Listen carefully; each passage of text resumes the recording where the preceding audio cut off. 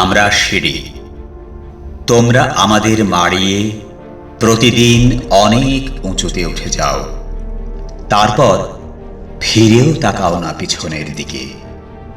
তোমাদের পদধূলি ধন্য আমাদের বুক, পদাঘাতে ক্ষতবিক্ষত হয়ে যায় প্রতিদিন।